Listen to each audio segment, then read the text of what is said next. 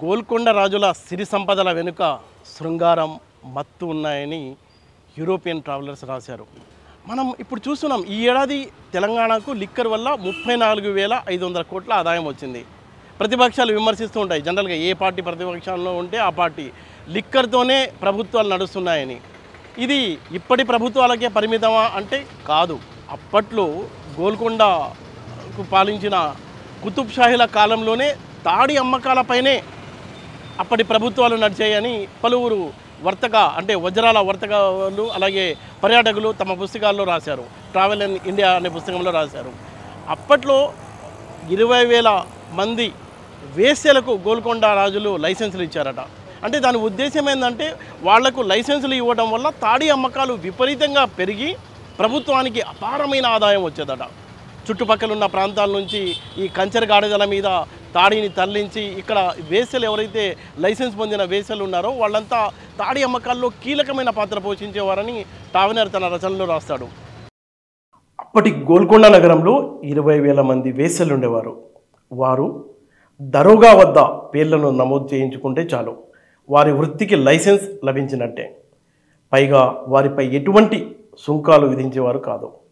ఇదంతా ఎందుకంటే వారి వల్ల కళ్ళు విపరీతంగా అమ్ముడవుతూ దానిపై పన్ను రూపేణ గోల్కొండ ఖజానాకు పెద్ద ఎత్తున రాబడి వచ్చి పడుతుండటమే.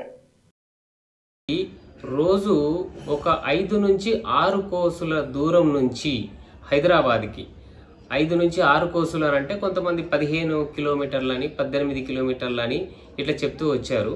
సరే, మొత్తం మీద కొన్ని 10 కిలోమీటర్ల నుంచి హైదరాబాద్కి కళ్ళు వచ్చేది. సో ఈ కళ్ళు ఎట్లా వచ్చేది అని అంటే తోలు సంచులలో వచ్చేది. ఈ తోలు సంచులు 500 నుంచి 600 సంచులు రోజు వచ్చేవి ఇక్కడికి. సో ఇది ఇంతగానో ఎందుకు వచ్చేది అని అంటే ఈ నగరము అనేది ఒక విలాసవంతమైన ప్రదేశం కాబట్టి చుట్టుపక్కల ప్రజలు, జమీందారులు విలాసాన్ని కోరుకునే వాళ్ళు ఇక్కడికి వచ్చేవాళ్ళు.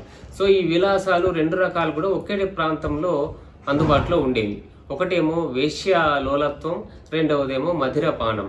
సో వేశ్యలు ఈ నగరంలో హైదరాబాదులో 20,000 మంది ఉండేవారట. సో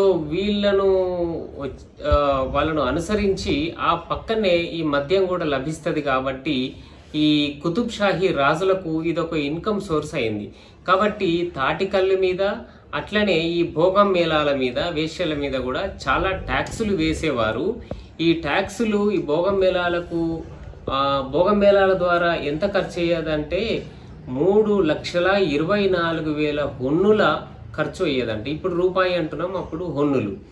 సో అంత ఖర్చు అయ్యేది అనేది మనకు కంటెంపరీ రికార్డ్స్ ఉన్నాయి. ఆనాడు వేశ్యాలోలత్వం ఎక్కువ ఉండిందని, దానికి అనుబంధంగా ఈ మద్యపానం కూడా ఉండింది అని మనకు సమకాలీన 17వ శతాబ్దపు ఆధారాలు ఉన్నాయి.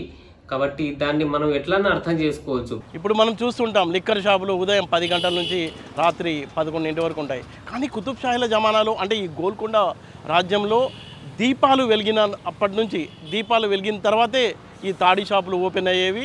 దీపాలు ఆర్పిన తర్వాత తాడి షాపులు బంద్ అయ్యాయి. బాహుబలి సినిమాలో మనం చూస్తాం ఇలాంటి దృశ్యాల్ని. ప్రస్తుతం వైన్ షాపులు ఉదయం 10 గంటల నుంచి రాత్రి 11 గంటల వరకు అందుబాటులో ఉంటాయి. అయితే అప్పట్లో గోల్కొండ రాజ్యంలో సాయంత్రం దీపాలు వెలిగించిన తర్వాతనే కళ్ళు దుకాణాలు తెరుచుకునేవి. నగరంలోనూ కోటలోనూ అనేక మంది వేశ్యలు ఉండేవారు. వారి ఇళ్ళన్నీ పూరి గుడిసెలే.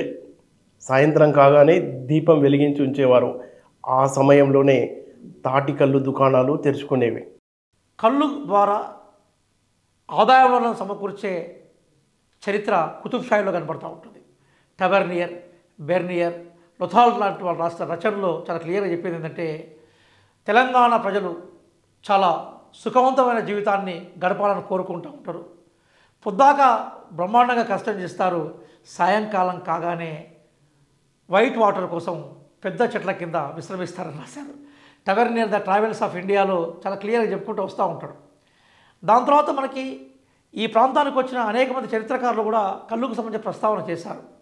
కళ్ళు కుతుబ్ షాహీ సామ్రాజ్యానికి ఒక అద్భుతమైన ఇన్కమ్ ఇచ్చిన పానీయంగా మనం చూడాలి. ఇప్పటికి కూడా తెలంగాణ రాష్ట్రంలో లిక్కర్ యొక్క అమ్మకాలే గణనీయమైన ఎక్సైజ్ ఇన్కమ్ ఇస్తూ ఉన్నాయి.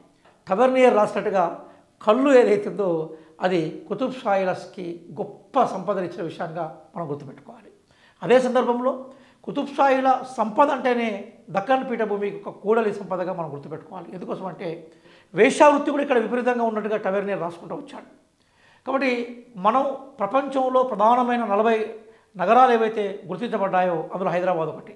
మీకు ఆశ్చర్యకరమైన విషయం చెప్తాను నేను. అదేంటంటే ఔరంగజేబ్ గుజరాత్ నుంచి సౌత్ ఇండియాకు వచ్చిన దోపిడీదారుడుగా మనం వర్ణించవచ్చు. ఔరంగజేబ్ మీద రకరకాల అభిప్రాయాలు ఉన్నాయి. ఎందుకో గుజరాత్ అనగానే మనకు దోపిడీకి మొత్తం భారతదేశాన్ని మొత్తం తీసుకునే వ్యవస్థగానే మనకు కనపడే సందర్భాలు కూడా ఉన్నాయి. ఇది నా అభిప్రాయం కాదు, జనరల్గా కొంతమంది రైటర్స్ యొక్క అభిప్రాయం. బాగా గుర్తు చేశారు. గుజరాత్లో పుట్టిన ఔరంగజేబు సౌత్ ఇండియా సంపదను నార్త్ ఇండియాకు తరలించే ప్రయత్నం చేశాడు.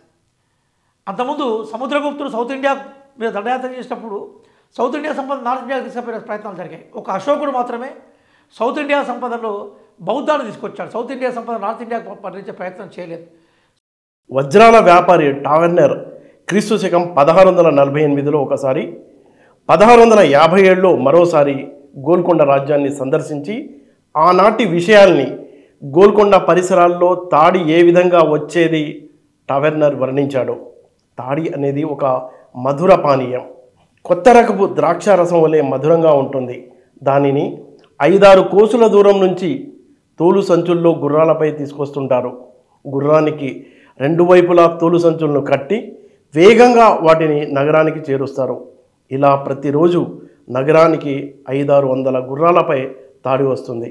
తాడి సేల్స్ పెంచే బాధ్యత వేసల్దే. వాళ్ళే చాలా ప్రధాన పాత్ర వహించేవాళ్ళు. వాళ్ళు ఆడి పాడి తన దగ్గరకు వచ్చిన కస్టమర్లను ఆనందంలో ముంచెత్తుతూ తాడి సేల్ చేసేవారు. తాడి వ్యాపారస్తులు వారి దుకాణాల్ని వేశ్యావాటికల పరిసరాల్లో ఏర్పాటు చేసుకునేవారు. గోల్కొండలోని స్త్రీ పురుషులు చక్కటి శరీర సౌష్ఠవం, మంచి ఆకృతి కలిగి దానికి తగిన ఎత్తుగలవారని టావెర్నర్ వివరించారు. ప్రతి శుక్రవారం కొంతమంది వేశ్యలు కోట బాల్కనీ వద్దకు తమ నాయకురాలితో వచ్చి వాయిద్యాల నడుమ నాట్యం చేసేవారట. ఆ రోజు కనుక రాజు లేకుంటే వారిని వెళ్ళిపోమనేవారు.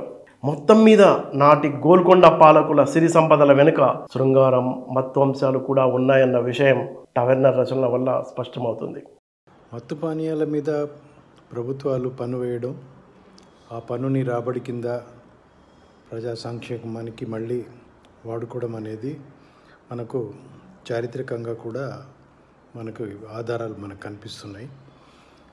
కుతుబ్ షాహీ కాలంలో కూడా ఈ ముఖ్యంగా కళ్ళు లాంటి మత్తు పదార్థాలపైన పన్నులు వేసినట్టుగా మనకు చారిత్రక ఆధారాలు కనిపిస్తున్నాయి.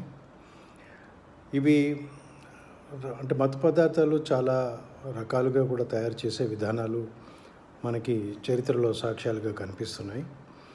మత్తు పదార్థాల సేవనం ఏదైతే ఉందో అది సామాజిక అంటే సోషల్ స్టేటస్ని బట్టి సమాజంలో ఉన్న అంతరాలు కూడా వాటిని ఏ రకమైన మత్తు పదార్థాలు ఎవరు సేవిస్తున్నారు అనే విషయం కూడా మనకి బోధపడుతుంది.